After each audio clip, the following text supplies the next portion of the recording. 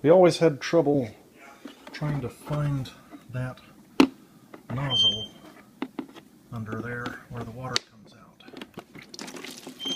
and trying to push the button at the same time that you're trying not to crunch the bottle. So I printed this plastic piece with my 3D printer that sits in the tray and presses the button for you.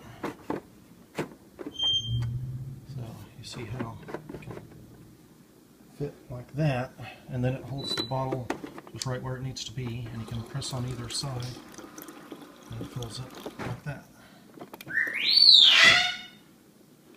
And then when you're getting ice out, you just take that away.